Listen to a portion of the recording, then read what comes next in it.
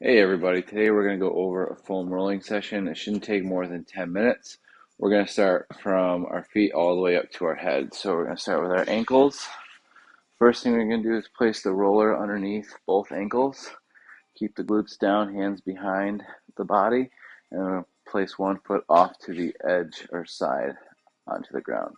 From here, we're just going to roll side to side, or we're going to press our leg that's on top of the roller into the roller as we go side to side. And we're going to go from the ankle up to the mid calf, all the way above the calf, and even right below the knee. Okay, so you can go side to side as you go up and down the calf. Then we can bend the opposite knee, lift the glutes off the ground, and roll up and down the muscle. And then if you find an area of tightness, or if you want to spend more time on an area, just hold, breathe, and try to relax the muscle. Switch side when you're done. Again, just side to side, all the way up, all the way down from the ankle to the knee. And bend that knee, up and down. If there's an area that you want to focus on, pause it and focus on that.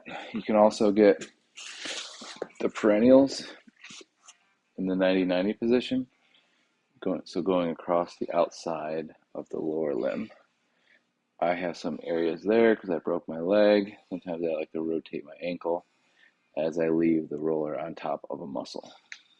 Okay, so that's an example of how to get the peroneal muscles. Okay, which you can also get the fibularis, anterior fibularis, tibius anterior, whatever you want to call it, as well.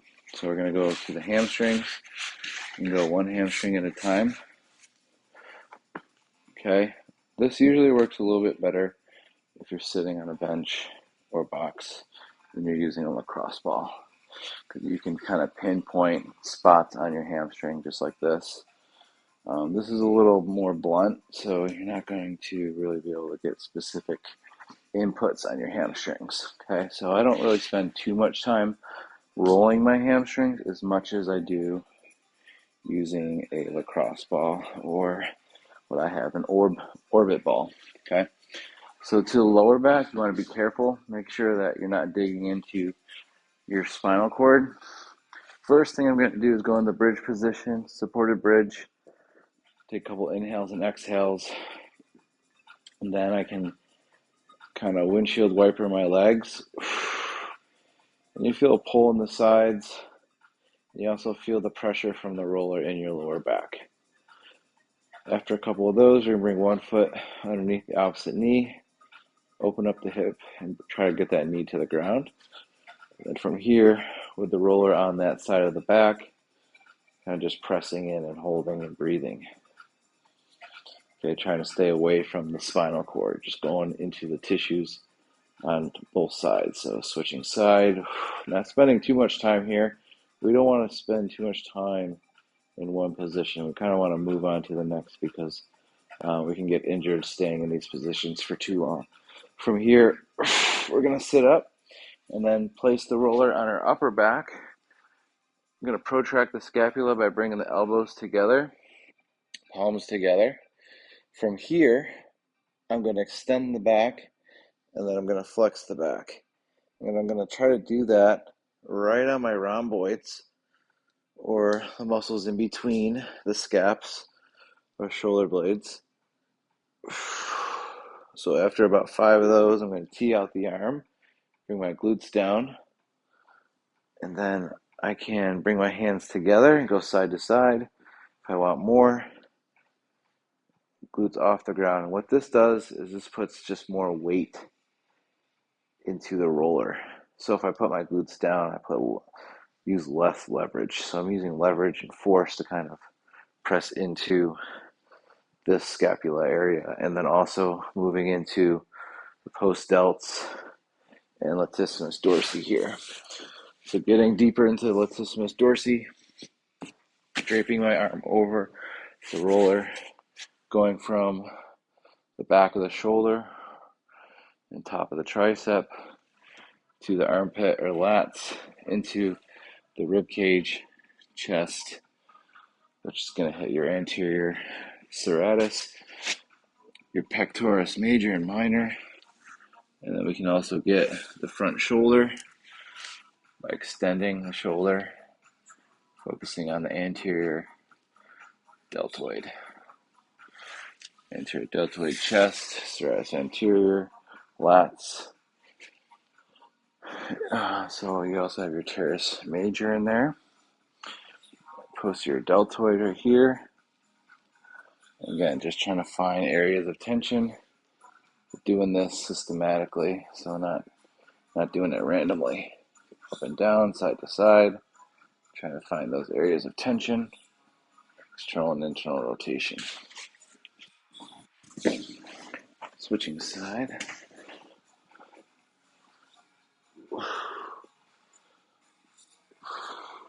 Going right in the armpit, you're going to feel a lot of tendons that meet bones and muscles.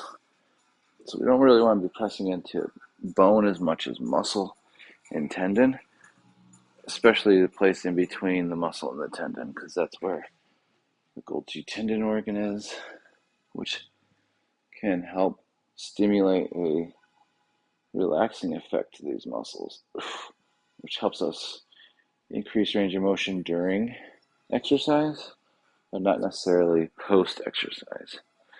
So just remember, this is just part of a long program. It's not something that's going to change everything in one dose, especially in only 10 minutes. It's just part of an cumulative program that focuses on mobility, strength and conditioning, and power. Just kind of preparing that tissue for what's about to come, right? So that's the last chest, upper back. Now we're going to get the adductors. I'm going to drape one leg over, knees bent, and you can also straighten the knee with the toe down, getting the vastus medius, rectus femoris,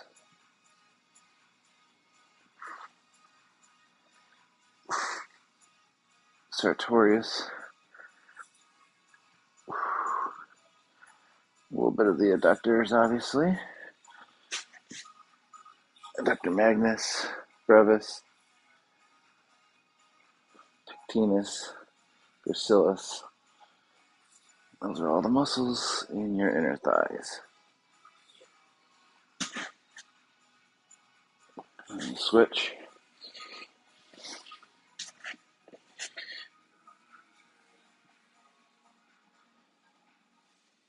Really starting on that VMO, vastus medius oblique, toe down, knee bent.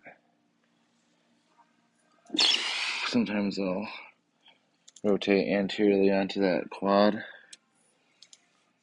medial to anterior. Sometimes I'll just hold a specific spot, and then I can perform like a little internal and external rotation here.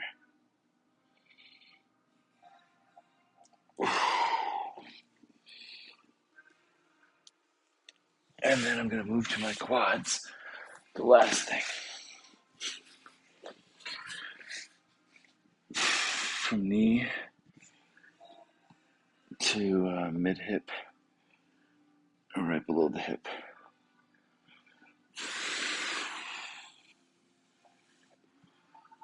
Both knees or both legs, and then one at a time. From thigh to knee. You can also go on the lateral aspect of the thigh.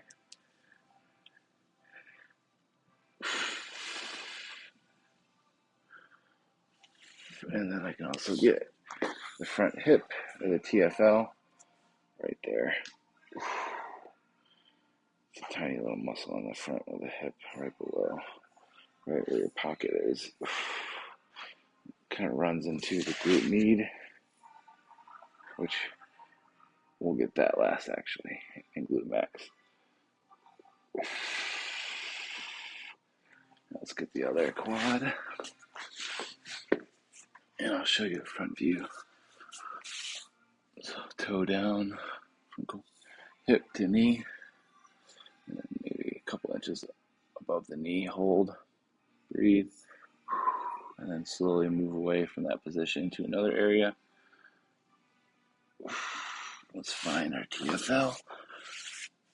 Front, outside that hip. Tiny muscle. Should feel it right away. And then from here, I can go to the lateral aspect.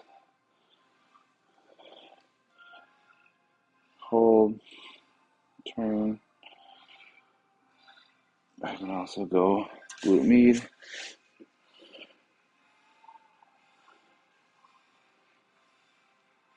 And then get glute max. Cross the leg over. Lean into that side. Roll slowly. And then side to side. Okay. Straighten the leg. Same thing. Just get the glute. And then switch.